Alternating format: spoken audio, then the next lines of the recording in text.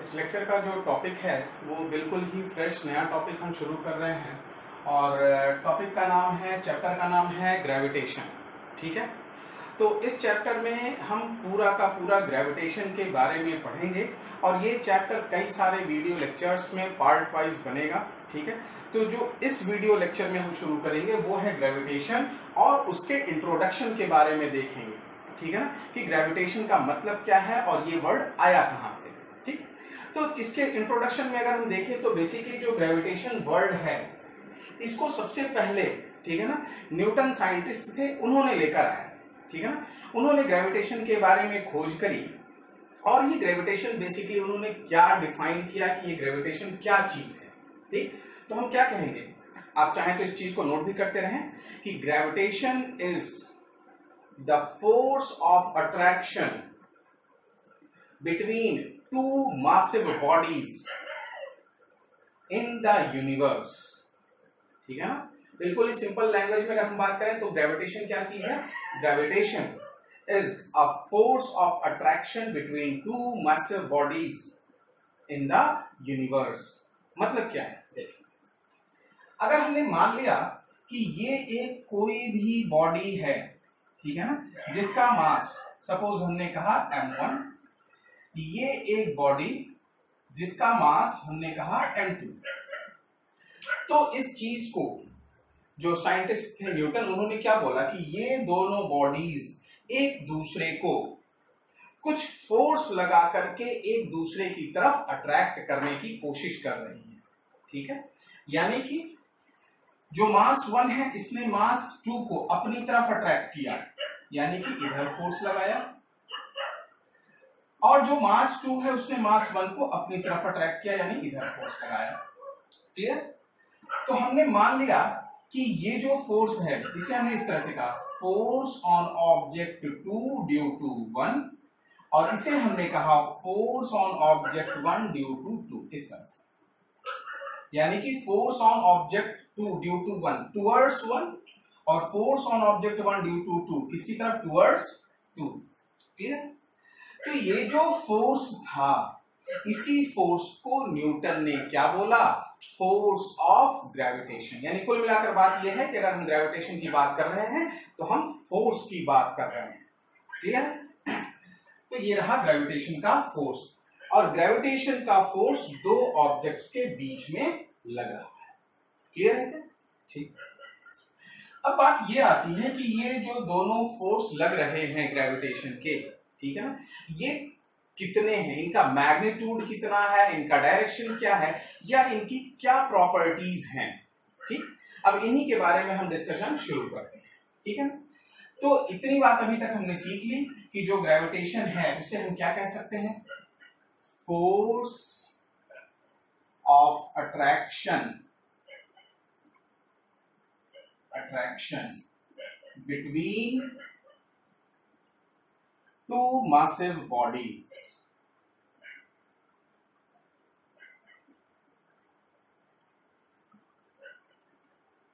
Force of attraction between two massive bodies। ठीक है, basically ये चीजें आपने ऑलरेडी फोर्स में पढ़ी होंगी। ठीक है ना, कि फोर्स क्या है, कैसे वर्क करता है। तो वहां पे आपने देखा होगा कि फोर्स इस पूरे नेचर में बेसिकली 4 टाइप्स के होते हैं। यानी कि फोर्स फंडामेंटल कितने टाइप्स के हैं, 4 टाइप्स। पहला फोर्स, ठीक है ना, जैसे मान लिया हमने ग्रेविटेशन का ही नाम ले लिया, ग्रेविटेशन फोर्स।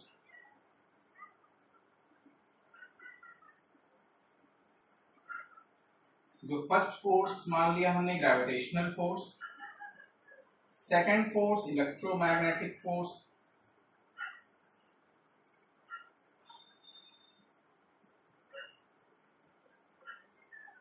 थर्ड है न्यूक्लियर फोर्स,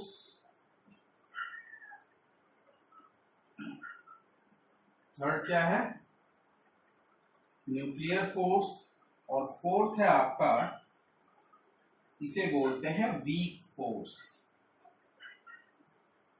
इसे क्या बोलते हैं, वीक फोर्स। क्लियर?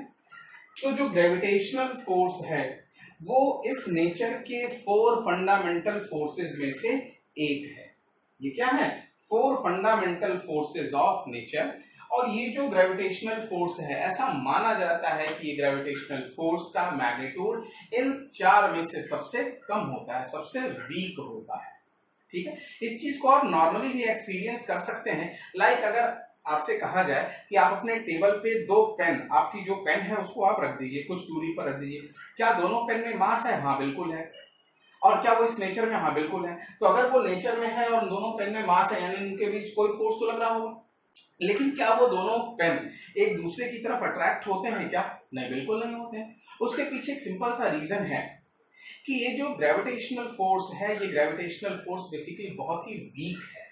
ठीक है ना, इसलिए हम उसे एक्सपीरियंस नहीं कर सकते यूजुअली। हाँ, आगे जाकर जैसे जैसे हम आगे बढ़ेंगे तो हम देखेंगे कि जब बहुत ही मासिव ऑब्जेक्ट्स होंगे, फॉर एग्जांपल अगर हम बात करें लाइक सन बहुत ही मासिव ऑब्जेक्ट है और अर्थ बहुत ही मासिव ऑब्जेक्ट, जब इस तरह के मासिव ऑब्जेक्ट्स की हम बात करेंगे तो इनके बीच जो फोर्स लग रहा होगा ग्रेविटेशनल फोर्स, ठीक है ना, वो एक सफिशिएंट मैग्नीट्यूड का होगा जिसको कि हम नेचर में ऑब्जर्व करते हैं। वो कैसे ऑब्जर्व करते हैं, क्या होता है, वो आगे की बात है।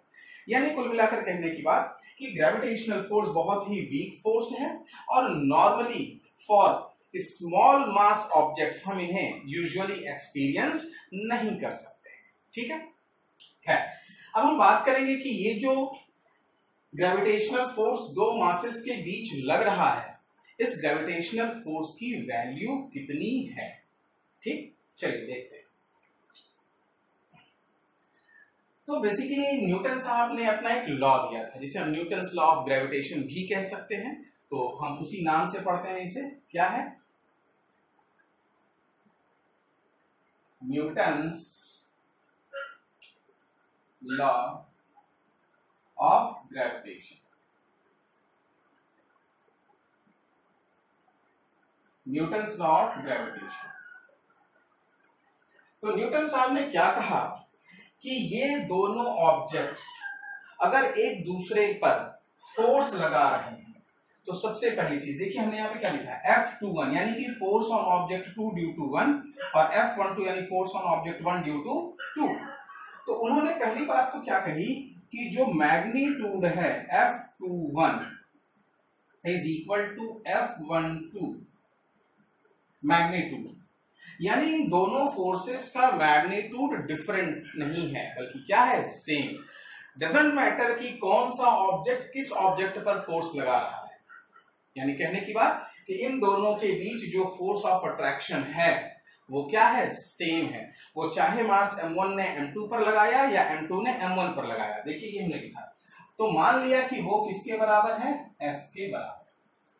इसके बराबर है, F के बराबर। और जो न्यूटन लॉ ऑफ ग्रेविटेशन है वो इसी फोर्स F की वैल्यू को हमें काउंट करके देगा, कैलकुलेट करके देगा। ठीक, तो न्यूटन साहब ने क्या कहा कि जो फोर्स F है that is directly proportional to, force F that is directly proportional to multiple of both masses, multiple of both masses यानी कि proportional to m1 into m2, F proportional to m1 into m2।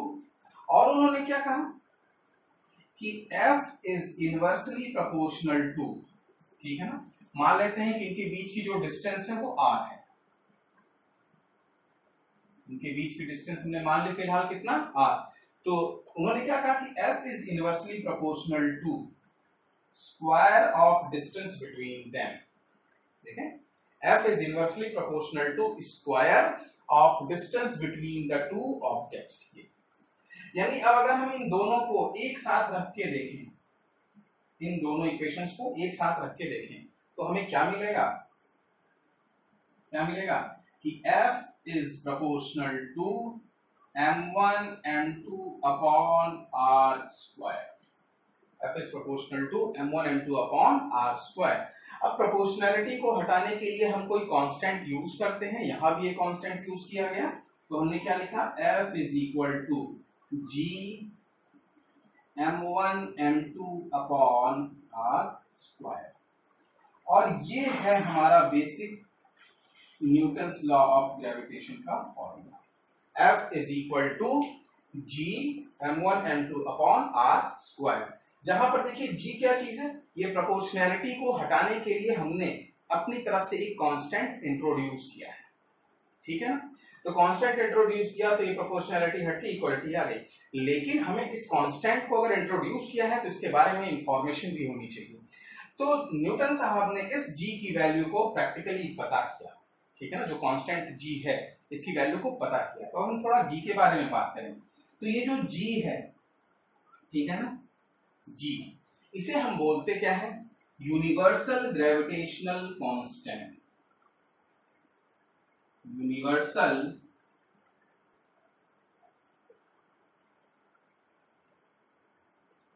Gravitational constant, इसका नाम है universal gravitational constant. तो चूंकि gravitation से related था तो ग्रेविटेशनल कांस्टेंट कहा, वेल एंड गुड, कोई बात नहीं है। लेकिन ये यूनिवर्सल वर्ड का मतलब क्या है? बेसिकली ये यूनिवर्सल वर्ड किसी भी कांस्टेंट के आगे अगर लिखा हो, लाइक यूनिवर्सल ग्रेविटेशनल कांस्टेंट या यूनिवर्सल गैस कांस्टेंट, आपने सुना होगा। तो जिस भी कांस्टेंट के आगे ये यूनिवर्सल वर्ड लिखा हुआ हो तो आपको ये बात समझ लेनी चाहिए कि ये यूनिवर्सल मतलब पूरे यूनिवर्स में आप कहीं भी देखें, चाहे प्लेनेट अर्थ पर देखें या किसी दूसरे प्लेनेट पर या कहीं भी आप इसे देखें, इसकी वैल्यू हमेशा वही रहेगी जो यहाँ पर हम लिखने वाले हैं। यानी इसकी वैल्यू पूरे यूनिवर्स में कांस्टेंट है, चाहे आप कहीं भी इसको मेजर करें। यही मतलब होता है यूनिवर्सल का, ठीक। तो खैर, हमने कहा कि जी को हमने क्या कहा, यूनिवर्सल ग्रेविटेशनल कांस्टेंट, और इसकी जो वैल्यू होती है वो होती है 6.67 into 10 to the power minus 11। कितनी है इसकी value? 6.67 into 10 to the power minus 11। अब बात करते हैं इसके यूनिट की। तो चलिए यूनिट की बात करें। तो देखिए ये जी है, तो जी की यूनिट हमें निकालनी है। तो जी को हम क्या लिख सकते हैं, देखें, F R square upon m1n2। ध्यान से देखें, जी की यूनिट अगर हमें लिखनी तो हमको जी के टर्म में ये इक्वेशन लिख लेते हैं। तो आप क्या लिखेंगे, G is equal to F R square upon m1n2। अब बताइए जी की यूनिट क्या हो जाएगी? तो देखें, newton metre square per KG square. Clear है? तो इसकी यूनिट क्या हो जाएगी, newton metre square per kilogram square. Newton metre square per kilogram square. और जैसा हमने ऑलरेडी कहा हुआ है कि ये जी यूनिवर्सल ग्रेविटेशनल कांस्टेंट है, यानी जी की वैल्यू पूरे यूनिवर्स में हर जगह यही रहेगी। क्लियर? अब थोड़ा एक और चीज जो अभी हमने थोड़ी देर पहले आपसे डिस्कस करी थी कि स्मॉल मास के ऑब्जेक्ट के लिए ये ग्रेविटेशनल फोर्स, ठीक है ना, वो हमें एक्सपीरियंस नहीं हो सकता, उसे ऑब्जर्व नहीं कर सकते। उसके पीछे रीजन है। अब देखिए जरा, 6.67 into 10 to the power minus 11, 10 to the power minus 11। आप सोचिए अगर 1 kg 2 kg ये मास लिया जाए तो 1 kg 2 kg में कितना मल्टीप्लाई हो रहा है, 10 टू द पावर माइनस 11। तो सोचिए 10 टू द पावर माइनस 11 अपने आप में significantly very very small value है। इसीलिए जो f का मैग्नीट्यूड आता है वो बहुत ही स्मॉल। हाँ, ये तब हम फील कर सकते हैं सफिशिएंटली जब इन दोनों की values 10 to the power minus 11 के कंपैरिजन में वेरी लार्ज। ये बात क्लियर है यहाँ पर? तो ये हमने सिर्फ और सिर्फ अभी ये देखा कि ग्रेविटेशन क्या चीज है और न्यूटन लॉ ऑफ ग्रेविटेशन क्या है। क्लियर? तो अब अगर हम समराइज करें तो ग्रेविटेशन क्या है, force of attraction between two massive objects in the nature.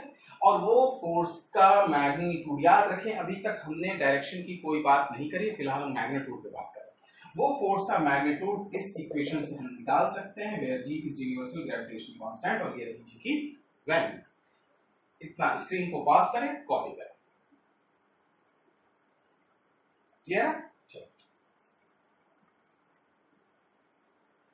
अब हम बात करेंगे कि ये जो ग्रेविटेशनल फोर्स है इसकी कुछ प्रॉपर्टीज के बारे में।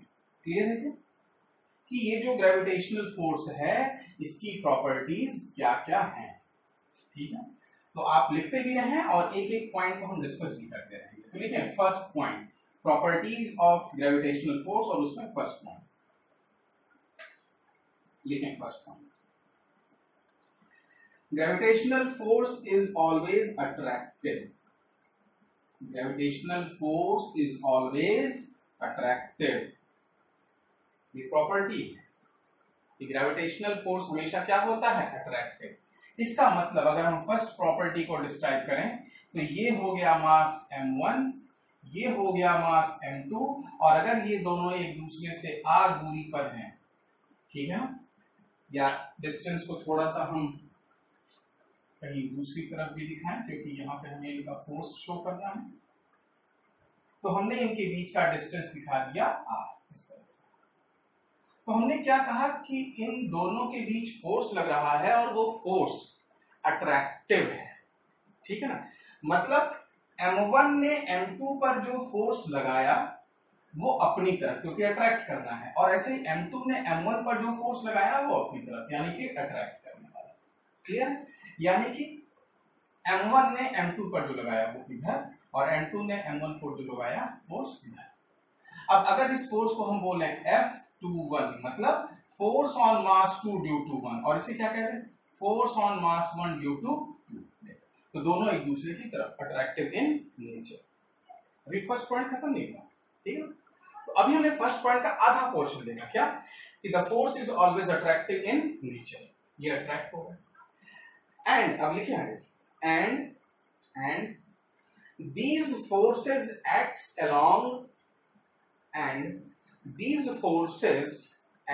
along the line joining the two masses. These forces acts along the line joining two masses. मतलब इन दोनों मासेस को कनेक्ट करने वाली जो लाइन है उसी लाइन के along ये फोर्स एक्ट करेंगे। क्लियर हो रहा है क्या? इन दोनों फोर्सेस को कनेक्ट करने वाली जो लाइन है, इन्हीं दोनों लाइन के अलोंग ये फोर्सेस एक्ट करेंगे, और इनका डायरेक्शन क्या, याद रखें हम डायरेक्शन की बात कर रहे हैं, तो 2 के लिए ये डायरेक्शन टुवर्ड्स m1 और 1 के लिए डायरेक्शन टुवर्ड्स 2। क्लियर हो रहा है? तो ये था हमारा फर्स्ट पॉइंट। सेकंड पॉइंट की बात करते हैं, लिखें सेकंड प्रॉपर्टी ग्रेविटेशनल फोर्स। लिखें gravitational forces are action reaction pair force. Gravitational forces are action reaction pair of forces, and hence they follows Newton's third law. चलिए समझते हैं क्या है। देखिए अगर हम सेकंड लॉ की बात करें तो सेकंड लॉ क्या है, action reaction pair of force. Action reaction pair of force, action reaction pair of force. तो एनएलएम का कॉन्सेप्ट याद करें आप, न्यूटन्स लॉ ऑफ मोशन का, कि एक्शन रिएक्शन पेयर फोर्स क्या होते हैं। तो देखिए action reaction pair of forces में 2 फोर्सेस होनी चाहिए। क्या 2 फोर्सेस हैं यहाँ पे? हाँ है, देखिए F12 और F21, पहली चीज। दूसरी चीज, क्या इन दोनों फोर्सेस का मैग्नीट्यूड बराबर है क्या? हाँ, अभी हमने थोड़ी देर पहले सीखा कि F12 और F21 का मैग्नीट्यूड इक्वल है। तीसरी चीज, क्या ये सेम लाइन के अलोंग एक्ट कर रहे हैं क्या? हाँ बिल्कुल, अभी हमने फर्स्ट प्रॉपर्टी में देखा कि ये दोनों फोर्सेस एक दूसरे के साथ सेम लाइन में एक्ट कर रहे हैं। नेक्स्ट, क्या इन फोर्सेस का direction opposite to each other है क्या? तो बिल्कुल है। देखिए F12 यानी force on mass 1 due to 2 towards right, और F21 यानी force on mass 2 due to 1 towards left. और नेक्स्ट जो सबसे इंपॉर्टेंट प्रॉपर्टी, क्या ये दोनों फोर्सेस 2 अलग अलग ऑब्जेक्ट पर एक्ट कर रहे हैं? तो हाँ बिल्कुल। देखिए F12 मास m1 पर एक्ट कर रहा है, जबकि F21 मास m2 पर एक्ट कर रहा है। तो जब ये सारी की सारी चीजें फुलफिल हुई तो हमने क्या कहा कि जो ग्रेविटेशनल फोर्स है एक्टिंग बिटवीन 2 मासिव ऑब्जेक्ट्स, ये action reaction pair of force है, और अगर ये action reaction pair of force है तो न्यूटन्स थर्ड लॉ को ये फॉलो करेगा। इंपॉर्टेंट पॉइंट है, याद होना चाहिए। क्लियर है? Next third property gravitational force.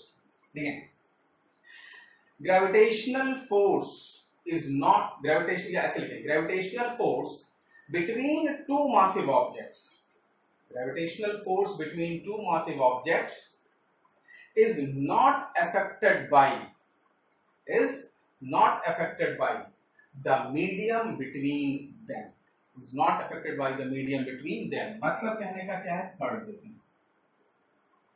मान लिया हमने कहा ये मास m1, ये मास m2 और ये दोनों एक दूसरे से कुछ दूरी पर रखे हुए हैं। मान लिया हमने कहा ये दूरी कितनी है r। अगर आपसे पूछा जाए इनके बीच कितना फोर्स लग रहा है तो बड़े ही आसानी से हम कह सकते थे कि जो फोर्स लग रहा है इन दोनों के बीच, उस फोर्स का magnitude F is equal to Gm1 m2 upon r²। ये Gm1 m2 अपॉन r²। तो जो कहा गया कि is not affected by the, ठीक है ना, presence of any other object, मतलब अगर हम इनके बीच में कुछ और रख दें, मान लीजिए हमने ये यहाँ पर कोई एक मीडियम ऐसे ला दिया, ऑयल है, वाटर है या ग्लास है, कोई भी थर्ड चीज हो सकती है। तो अगर अभी आपसे पूछा जाए कि इन दोनों के बीच में आपस में कितना फोर्स लग रहा है ग्रेविटेशन का, तो यही पॉइंट है कि अगर कोई थर्ड चीज यहां पर ला दी जाए तो भी इनके बीच लगने वाला फोर्स अनअफेक्टेड रहेगा, यानी जितना पहले था उतना अभी भी। यानी अभी भी अगर पूछा जाए कि इन दोनों के बीच कितना फोर्स लग रहा है तो सेम यही फोर्स लग रहा है, कोई इफेक्ट नहीं है। क्लियर है क्या? फोर्थ पॉइंट लिखते हैं। Fourth point gravitational forces follows principle of superposition.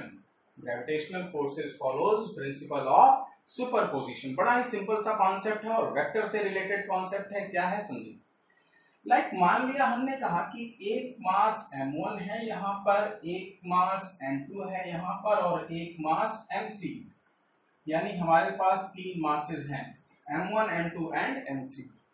अगर आपसे पूछा जाए कि what is the net force on m1, क्या पूछा जाए what is the net force on m1, तो आप क्या कहेंगे? देखें m1 पर एक फोर्स लग रहा है किसके कारण? m2 के कारण।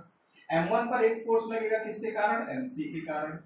और अभी हमने सीखा था कि अगर कोई थर्ड चीज ला भी दी जाए तो दो मासिव ऑब्जेक्ट्स के बीच लगने वाले फोर्स पे कोई फर्क नहीं पड़ेगा, यानी कि m1 m2 पर के बीच में आपस में कितना फोर्स लग रहा है उससे कोई फर्क नहीं पड़ता कि यहाँ m3 है, या m1 m3 के बीच में आपस में कितना फोर्स लग रहा है, कोई फर्क नहीं पड़ता कि यहाँ m2 है। यानी m1 के कारण, m1 पर m2 के कारण कुछ फोर्स लगा जिसे हमने क्या कहा? F12, यानी कि फोर्स ऑन 1 ड्यू टू 2, और m1 पे m3 के कारण कुछ फोर्स लगा जिसे हमने कहा F13, इस तरह से। तो अगर पूछा जाए कि what is the net force on mass 1, तो प्रिंसिपल ऑफ सुपरपोजिशन क्या कहेगा कि प्रिंसिपल ऑफ सुपरपोजिशन के हिसाब से m पर लगने वाला नेट फोर्स हम क्या कहेंगे? F net is equal to क्या कहेंगे? F12 प्लस F13, यानी कि वेक्टर सम इनका जो भी आए वही इस m1 पे लगने वाला नेट फोर्स, और यही क्या है? Principle of superposition. क्लियर है क्या? तो अभी तक हमने ये जो सारी बातें करी हैं ये क्या है? एक बेसिक प्रॉपर्टी है। अब एक और प्रॉपर्टी है जो कि हम फिफ्थ प्रॉपर्टी बोलेंगे। हालांकि उस प्रॉपर्टी को हम अभी पढ़ ले रहे हैं, मान ले रहे हैं, लेकिन आगे इस प्रॉपर्टी को जब हम देखेंगे तो थोड़ा सा प्रूव भी कर सकते हैं कि हाँ ये क्या प्रॉपर्टी कैसे प्रूव है। लेकिन फिलहाल के लिए आप इस प्रॉपर्टी को लिख लें सो दैट कि इन पर बेस्ड हम क्वेश्चंस को समझ सकें। तो लिखें next property, next fifth property. For massive spherical object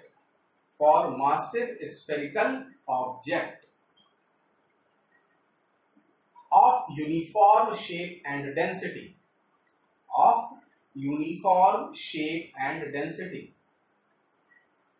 we can consider it as a point object.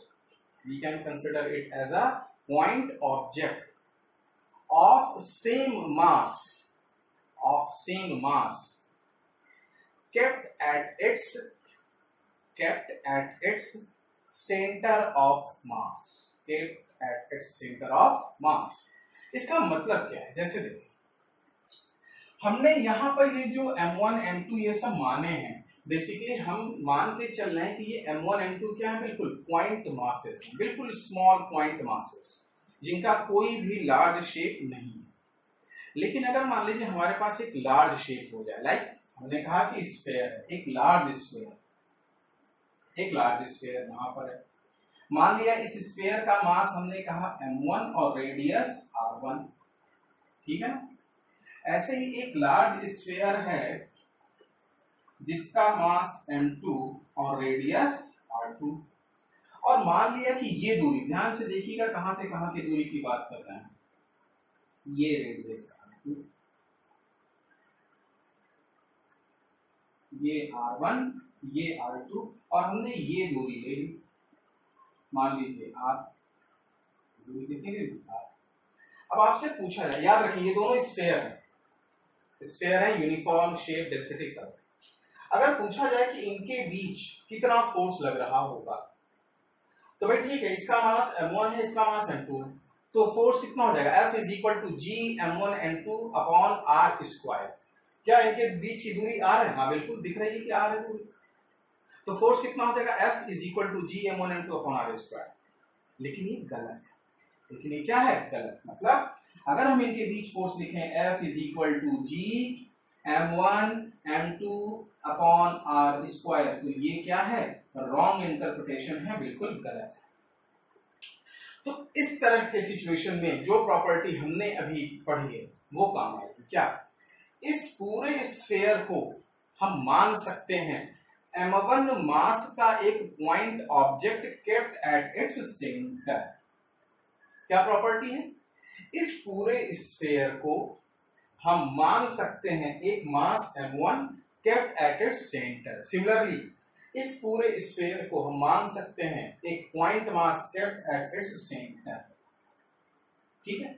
तो देखिए इसको अगर हम यहाँ पे बनाए तो क्या हो जाएगा, देखिए ये हो गया मास m1, यहां हो गया मास m2, और अब जरा सोचिए मास m1 m2 के बीच में कितना डिस्टेंस है, तो देखिए यहां m1 रखा है, यहां m2 रखा है, तो ये दूरी कितनी है r, ये दूरी कितनी है r1, ये दूरी कितनी है r2। अब बताएं दोनों मासेस के बीच में जो डिस्टेंस है वो कितनी है, तो वो दूरी है r plus r1 plus r2। यानी अगर इनके बीच में डिस्टेंस की बात की जाए तो ये डिस्टेंस कितना आ गया, ये डिस्टेंस कितना आ गया, r plus r1 plus r2। ये इंपॉर्टेंट चीज है, याद रखें। तो अब अगर इनके बीच फोर्स पूछा जाए तो ये तो गलत था, यानी सही क्या है, तो देखिए F is equal to G m1 m2 upon r plus r1 plus r2 का होल स्क्वायर। ये रहा फोर्स। तो जो फिफ्थ प्रॉपर्टी है उसके अकॉर्डिंग इनके बीच फोर्स ये नहीं बल्कि ये है, और याद, ठीक है। स्क्रीन पॉज करें, नोट कर लें, क्लियर है। चलिए, तो यहां तक हमने क्या देख लिया कि ग्रेविटेशन क्या है, न्यूटन्स लॉ ऑफ ग्रेविटेशन क्या है। न्यूटन्स लॉ ऑफ ग्रेविटेशन से, ठीक है ना, हम किन्हीं भी दो मासिव ऑब्जेक्ट के बीच लगने वाले फोर्स को कैलकुलेट कर सकते हैं, क्या फॉर्मूला है, और ग्रेविटेशनल फोर्स की क्या प्रॉपर्टीज हैं, ये सारी की सारी चीजें हमने सीख ली। अब बारी आती है कुछ न्यूमेरिकल्स की, कुछ प्रैक्टिस करने की, ठीक है ना। तो चलिए,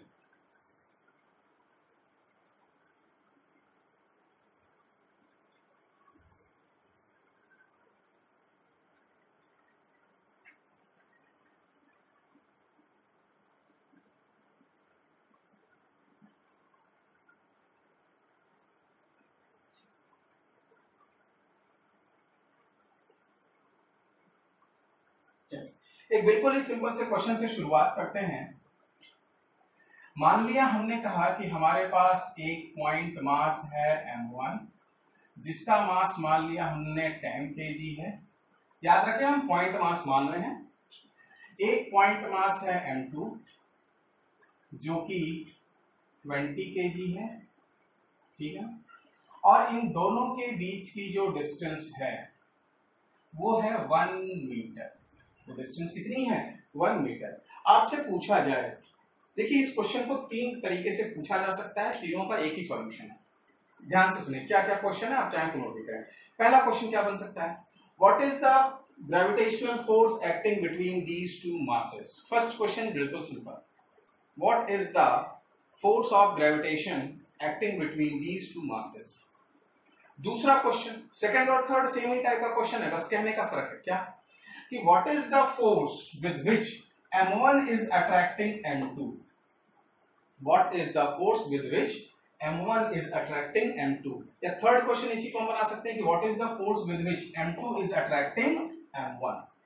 तो तीनों का सॉल्यूशन एक ही है, क्योंकि हमने शुरुआत में ही देख लिया कि F21 यानी force on 2 due to 1 magnitude is equal to magnitude of force on 1 due to 2 is equal to F, यानी कि म्यूचुअल दोनों के बीच जो फोर्स लग रहा है।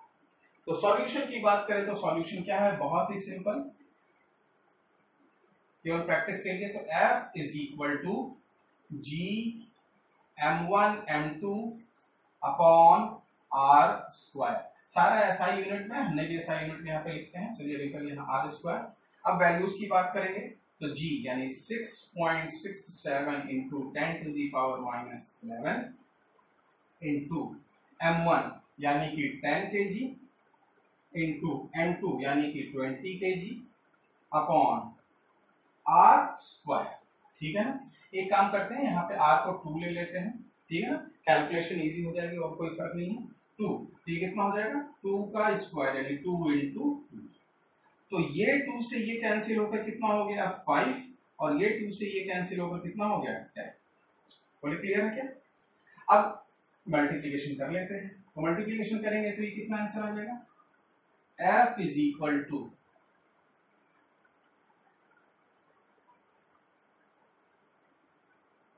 33.35 into 10 to the power minus 10 newton. ये आ गया फोर्स। अब ये जो कैलकुलेशन हमने कराया, बेसिकली ये कैलकुलेशन इस क्वेश्चन के लिए कराने के पीछे एक पर्पस था, ताकि आप बातों को समझ पाए जिन्हें हमने ऑलरेडी देखा। हमने क्या कहा था, एक प्रॉपर्टी थी कि जो ग्रेविटेशनल फोर्स है बहुत ही वीक फोर्स है। ग्रेविटेशनल फोर्स क्या, बहुत ही वीक फोर्स। आप देख सकते हैं इस पॉइंट मास का ऑब्जेक्ट कितना, मास कितना है 10 kg, सफिशिएंट है, कम नहीं है। इस पॉइंट मास m2 का मास कितना है 20 kg, again it is very much sufficient, कम नहीं है। और दोनों 2 मीटर, 2 मीटर कोई बहुत बड़े डिस्टेंस नहीं है, ठीक है ना, ठीक ठाक डिस्टेंस है, स्मॉल है, उनके बीच में रख दिया गया। अगर आप देखें तो इनके बीच जो ग्रेविटेशनल फोर्स लगा वो कितना है 33.35 into 10 to the power minus 10 newton. आप समझिए जो इसका ऑर्डर है, पावर है, वो कितना है 10 टू दी पावर माइनस 10 है, 10 to the power minus 10, very very very very small force. यानी एक ऐसा फोर्स कि आप एक 10 kg का ऑब्जेक्ट ले लें, एक 20 kg का ऑब्जेक्ट ले लें, दोनों को 2 मीटर दूरी पर रखते हैं, उनके बीच ये फोर्स लगेगा। और ये बात अगर आप मैथमेटिक्स जरा भी समझते होंगे तो देख रहे होंगे कि ये फोर्स इतना कम है कि हमें पता भी नहीं चलता है कि हाँ इनके बीच फोर्सेस लग रहे हैं। इसीलिए कहा जाता है कि ग्रेविटेशनल फोर्स क्या होते हैं, बहुत ही वीक फोर्स होते हैं। ग्रेविटेशनल फोर्स क्या है, बहुत ही वीक फोर्स। क्लियर है क्या? चलो नेक्स्ट ऐसे ही 1 बाय 1 एक एक क्वेश्चन की प्रैक्टिस करेंगे। नेक्स्ट ऐसे ही देखते हैं, मान लीजिए जैसा हमने प्रॉपर्टी 5 पर बेस्ड एक क्वेश्चन देख लेते हैं। मान लिया आपसे कहा गया कि एक सॉलिड स्फीयर जिसका मास 10 kg, इसका radius r is equal to 1 metre. देखिए एक सॉलिड स्फीयर जिसका मास 10 kg और रेडियस 1 मीटर, इसके सरफेस से, ध्यान दीजिएगा हम डिस्टेंसेस को कहां से ले रहे हैं, सरफेस से, इसके सरफेस से, ठीक है ना, मान लिया हमने कहा कि 1 मीटर की दूरी पर, कितने दूरी पर 1 मीटर की दूरी पर एक पॉइंट मास रखा हुआ है। मान लिया m is equal to suppose 5 kg, कितना ले लिया हमने 5 kg। क्लियर है? अब आपसे अगर पूछा जाए कि बताइए इस स्फीयर और इस पॉइंट मास के बीच में कितना फोर्स लगा, स्फीयर और पॉइंट मास के बीच कितना फोर्स लगा, तो कैलकुलेशन क्या हो जाएगी, F is equal to G m1 m2 upon r square. F is equal to G m1 m2 upon r square. ठीक, अच्छा तो देखिए g की वैल्यू पता है, m1 पता है, m2 पता है, बेसिकली इसे m2 लिख लें, m2 पता है और इसे m1 कर लेते हैं। यहां पे सोचने वाली बात कि r क्या होगा, तो याद रखें r की वैल्यू 1 मीटर नहीं है, r की वैल्यू 1 मीटर नहीं है। ये बात प्रॉपर्टी 5 ऑफ ग्रेविटेशनल फोर्स से समझ। क्यों नहीं है? क्योंकि हम इस पूरे स्फीयर को मान सकते हैं एक point mass kept at its centre. तो अगर इस फिगर को हम दोबारा से बनाएं यहाँ पे, तो इसको हम इसके सेंटर पे रखा हुआ मान लें, तो यानी एक पॉइंट मास बन गया जो कि कितना है, m1 इज इक्वल टू 10। देखिए, और कहाँ रख दिया, इसके सेंटर पे। और ये जब दो पॉइंट मास आएंगे तो दूरी कितनी हो जाएगी, 1 मीटर और ये 1 मीटर, यानी कि यहां से 2 मीटर की दूरी पर n2 है 5 फीट। तो याद रखें कि ये दूरी कितनी आ गई है, 2 मीटर है। ठीक है ना, प्रैक्टिस के लिए क्वेश्चन कराया, अदरवाइज प्रॉपर्टी 5 में ऑलरेडी डिस्कस किया हुआ। तो अब बताएं force F is equal to कितना हो जाएगा, तो force F is equal to 6.67 into 10 to the power -11 into m1 यानी कि 10 इंटू n2 यानी कि 5 अपॉन 2 का स्क्वायर यानी 2 इंटू 2। ठीक है, 2 इंटू 2। अब इसे सॉल्व कर लें और हमें हमारा आंसर मिल जाएगा। कैलकुलेशन हम आपके ऊपर छोड़ते हैं, आप इसे सॉल्व कर लें। क्लियर है? स्क्रीन को पॉज करें, कॉपी करें।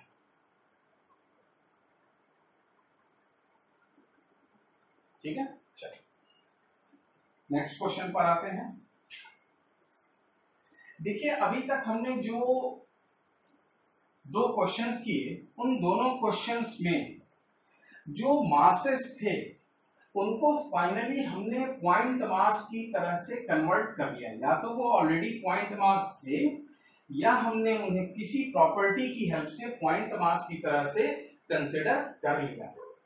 ठीक है ना, याद रखिए कि जो ग्रेविटेशनल फोर्स का फॉर्मूला है is equal to G m1 n2 upon r square, उसमें m1 n2 को हम ऐसा मानते हैं पॉइंट मास, और जब पॉइंट मास मानेंगे तो उन दोनों पॉइंट मासेस के बीच की दूरी को ही r मानते हैं। उसको आप जो क्वेश्चन 2 अभी हमने देखा वहां से सीख सकते हैं। लेकिन कई बार ऐसी भी सिचुएशन आती है कि जो ऑब्जेक्ट है वो पॉइंट मास नहीं है और ना ही हम उसे पॉइंट मास की तरह से मान सकते हैं, जस्ट लाइक स्फीयर।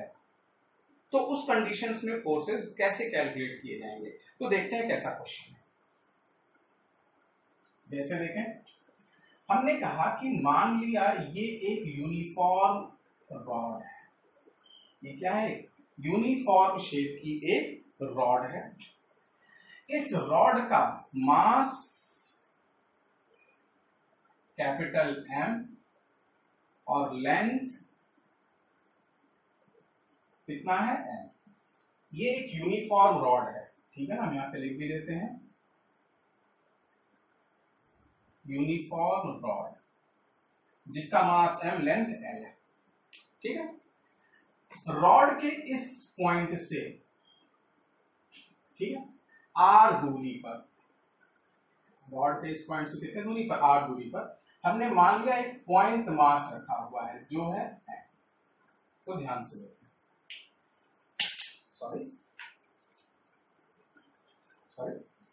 एक यूनिफॉर्म रॉड जिसका मास M, लेंथ L, और इस पॉइंट से R दूरी पर एक पॉइंट मास रख दिया गया M। अब आपसे पूछा जाए कि ये दोनों मासिव ऑब्जेक्ट्स हैं क्या, हाँ बिल्कुल है। तो क्या इनके बीच ग्रेविटेशनल फोर्स लगेगा क्या, हाँ बिल्कुल लगेगा। तो अब आपसे पूछा गया कि ठीक है, अगर ग्रेविटेशनल फोर्स लगेगा तो बताइए ग्रेविटेशनल फोर्स की वैल्यू कितनी है। तो देखिए, ये पॉइंट मास है क्या, हाँ है। लेकिन क्या ये पॉइंट मास है, नहीं, ये पॉइंट मास नहीं है, ये पॉइंट मास नहीं है। क्या हम इसे पॉइंट मास की तरह से मान सकते हैं, जस्ट लाइक स्फीयर, जिसमें हमने कहा था कि स्फीयर को हम एक पॉइंट मास मान सकते हैं केप्ट एट इट्स सेंटर? नहीं, क्योंकि ये स्फीयर नहीं। तो क्या इनके बीच लगने वाला जो फोर्स है वो हम ऐसे लिख सकते हैं क्या कि force F is equal to G m upon r square, ऐसे लिख सकते हैं क्या? देखिए, जी m1 तो मान लिया इसका मास कैपिटल है, m2 मान लिया इसका मास। अपॉन आर स्क्वायर, यानी दोनों ऑब्जेक्ट के बीच की दूरी। तो देखिए आप क्या ऐसा लिख सकते हैं? नहीं, ऐसा नहीं लिख सकते हैं, ये गलत है। और बहुत ही सिंपल रीजन है ऐसा ना लिख पाने के पीछे कि ये तो पॉइंट मास था लेकिन ये पॉइंट मास नहीं था। बेसिकली इसमें अगर आप देखें तो मास इस एंड से लेकर के इस एंड तक डिस्ट्रीब्यूटेड है। ऐसा नहीं कि पूरा का पूरा कैपिटल मास एम यहां रखा हुआ है, कैपिटल एम मास यहां से यहां तक डिस्ट्रीब्यूटेड है। तो जब मास डिस्ट्रीब्यूटेड है तो उस मास की डिस्टेंस भी यहां से 1 by 1 बढ़ती जा रही है। क्लियर है क्या? तो जब भी इस तरह की सिचुएशन आए तो यहां हम यूज करते हैं मेथड ऑफ इंटीग्रेशन का। किसका यूज करेंगे हम? Method of integration. तो चलिए सॉल्यूशन की बात करते हैं। सॉल्यूशन तो हमें क्या यूज करना है? Method of integration. क्लियर? तो चलिए हम मान लेंगे, क्योंकि हमें जो भी वर्कआउट करना है पॉइंट मास के लिए, तो हमने क्या माना देखिए ध्यान से। एक स्मॉल एलिमेंट, ये ध्यान से देखिए, ये एक स्मॉल एलिमेंट मतलब m से x दूरी पर, कितने दूरी पर? x दूरी पर एक स्मॉल एलिमेंट माना जिसकी थिकनेस कितनी है? dx। इस एलिमेंट की थिकनेस कितनी है? dx। और ये dx इतना थिन है, इतना स्मॉल है कि हम इसे पॉइंट मास की तरह से मान सकते हैं। बात समझ में आई क्या? आप चाहे तो इस चीज को लिख लें कि the element dx is so thin that we can consider it as a point mass. देख लें, the element dx is so thin that we can consider it as a point mass. ठीक है? तो सोचिए कि अगर ये पॉइंट मास है, ये पॉइंट मास है और दोनों के बीच की दूरी कितनी है? x। तो इनके बीच जो फोर्स लगा, क्या वो फोर्स हम बता सकते हैं क्या? हाँ, अब तो आसानी से बता सकते हैं। एक पॉइंट मास, दोनों के बीच की दूरी x, तो फोर्स आसानी से बता सकते हैं। चलिए मान लिया कि ये जो एलिमेंट dx है इसका मास कितना है? dm। इस एलिमेंट dx का मास कितना है? dm। तो जरा फोर्स लिखें, तो क्या लिखेंगे? Force dF is equal to, अच्छा dF क्यों लिखा है? क्योंकि ये टोटल फोर्स नहीं है। ऐसा नहीं कि यहां और इसके बीच टोटल फोर्स है, एक स्मॉल फोर्स है और ऐसे ही कई सारे dF dF dF dF dF dF कई सारे फोर्सेज हैं। तो उनमें से हमने एक स्मॉल एलिमेंट का फोर्स dF लिखा है। तो dF is equal to G dm, देखिए dm इसका मास इंटू m अपॉन दोनों के बीच की दूरी कितनी है? x, तो यानी कि x स्क्वायर। ये हमने क्या लिखा है अच्छे से समझ लें, क्योंकि अगर ये बात समझ में आ गई तो अब आगे केवल मैथमेटिक्स। देखिए जो फोर्स लिखा जाता है F is equal to G m1 m2 upon r square, उसमें m1 m2 पॉइंट मास मानते हैं और r दोनों पॉइंट मास के बीच की दूरी। चूंकि ये रॉड पॉइंट मास नहीं है और ना ही हम इसे as a point mass convert कर सकते हैं, तो हमने यहां से x दूरी पर एक बहुत ही स्मॉल एलिमेंट मान लिया जिसे कि हम as a point mass consider कर सकते हैं, जो कि हमने मान लिया उसका मास dm। तो फोर्स का इक्वेशन क्या लिखा? dF is equal to G dm upon m into dm into m upon x square. ठीक है? अच्छा ठीक है, लेकिन ये dm की वैल्यू तो पता होनी चाहिए हमें। तो एक बात बताइए, सिंपल मैथमेटिक्स, अगर इसे मैं एक रॉड मान, इसका लेंथ L और मास m, तो मास पर यूनिट लेंथ कितना होगा? m/l। तो अगर मैं पूछूं कि एक थिकनेस dl का लेंथ कितना होगा, तो चूंकि यूनिफॉर्म है, क्योंकि हमने कहा हुआ देखिए यूनिफॉर्म, तो अगर मैं पूछूं कि किसी थिकनेस dx का मास कितना है, तो क्या कहेंगे? मास per unit length into thickness. यानी कि अगर ये बात आपको समझ में आई तो dm की वैल्यू हम क्या लिख सकते हैं? dm is equal to mass per unit length यानी कि m/l इंटू थिकनेस यानी कि dx। देख m/l dx। तो dm की यही वैल्यू हम यहाँ पे, dm की यही वैल्यू यहाँ पे रखें, तो क्या बन गया equation? df is equal to g और dm की जगह क्या लिख दें? m dx into m upon l into x square. ध्यान से देखें, ये वैल्यूज यहाँ पे रखने पर हमें ये इक्वेशन मिला। क्लियर? अब केवल मैथमेटिक्स है, कोई फिजिक्स नहीं। इस चीज को अगर हम थोड़ा सा रीअरेंज करें तो देखें ये क्या बन जाएगा। अगर हम रीअरेंज करें तो ये बनेगा df इज इक्वल टू, देखें कांस्टेंट को एक तरफ करते हैं तो g कांस्टेंट, m कांस्टेंट, ये m कांस्टेंट, l कांस्टेंट, तो क्या हो गया g m upon l dx upon x square. ये केवल रीअरेंजमेंट करके यहां हमने लिखा है। अब अगर हमें इस पूरे रॉड की वजह से फोर्स निकालना है तो ऐसे ही ये एलिमेंट हम हर जगह कंसीडर करेंगे, यानी कि इसको हम इंटीग्रेट कर रहे हैं। कहां से कहां? ध्यान से देखिए, ये एलिमेंट यहां से शुरू होके यहां तक पहुंचेगा। तो अगर एलिमेंट यहां पर है तो x की वैल्यू कितनी है r, और एलिमेंट यहां है तो x की वैल्यू कितनी r प्लस l। देखिए इसकी लेंथ l, यानी कि कहां से कहां हो जाएगा, r से r प्लस l, और ये इंटीग्रेट हो जाएगा। तो ये इंटीग्रेट होकर आ गया f इज इक्वल टू, देखिए ये कांस्टेंट है g m अपॉन l, तो बाहर आ जाएगा g m अपॉन l, ये बाहर आ गया। Integration r to r plus l dx upon x square. Clear? अब इंटीग्रेशन करते हैं तो देखिए इसे हम क्या लिख सकते हैं, या डायरेक्ट मैं यहीं पर लिख दे रहा हूं क्योंकि बोर्ड में स्पेस कम है, बार बार रब करना पड़ेगा। अगर आपने यहाँ पर कॉपी कर लिया हो तो मैं जो चेंज करूंगा उसे आप नेक्स्ट स्टेप में लिख लीजिएगा। क्या इस x स्क्वायर को हम ऐसे भी लिख सकते हैं, देखिए x to the power minus 2 dx। मैंने इसलिए ऐसा लिखा, ये हमारे लिए फैमिलियर है। बताइए x to the power n का इंटीग्रेशन क्या होता है, तो x to the power n plus 1 upon n plus 1, याद है क्या, x to the power n plus 1 upon n plus 1। तो ये इंटीग्रेशन क्या होगा, देखिए g m अपॉन l, और ये क्या हो जाएगा x to the power minus 2 plus 1 upon minus 2 plus 1, और लिमिट कहां से कहां है, r to r plus n। ठीक है, तो ये देखिए क्या आएगा, माइनस 1 बाई एक्स।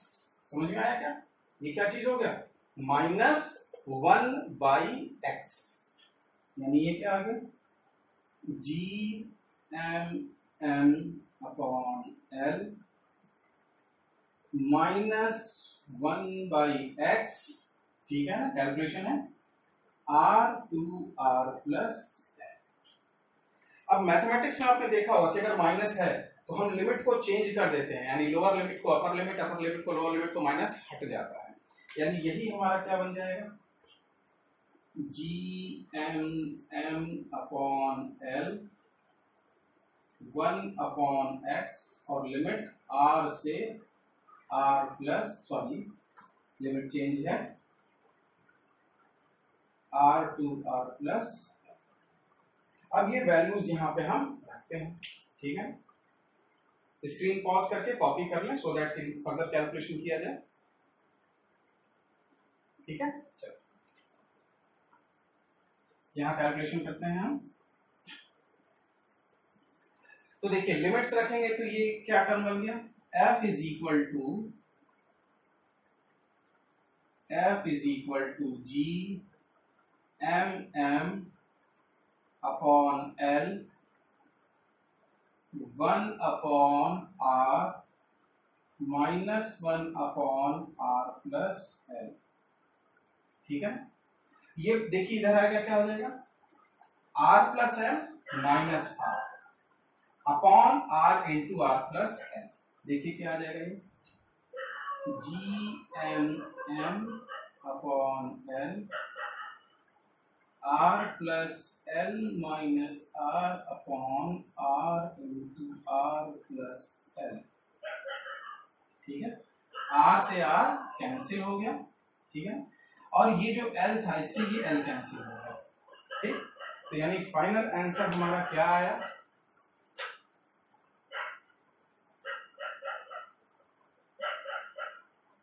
तो हमारा फाइनल आंसर आया है F is equal to G M M. देखिए जी एम एम, एल से एल कैंसिल, आर से आर कैंसिल हो गया था, upon R into R plus L. ये है हमारा फाइनल आंसर। क्लियर है क्या? यानी this is the gravitational force acting between a uniform rod and a point mass. Clear है? अब ये जो लेक्चर है, इस लेक्चर में हमने 3-4 चीजें सीखी। क्या? ग्रेविटेशन क्या है, न्यूटन्स लॉ ऑफ ग्रेविटेशन क्या है, ग्रेविटेशनल फोर्स की प्रॉपर्टीज क्या है, और उस पर बेस्ड हमने कुछ सिंपल क्वेश्चंस प्रैक्टिस किए हैं। ठीक है? अब इस लेक्चर को हम कंटिन्यू करेंगे नेक्स्ट वीडियो में। क्लियर है? Thank you.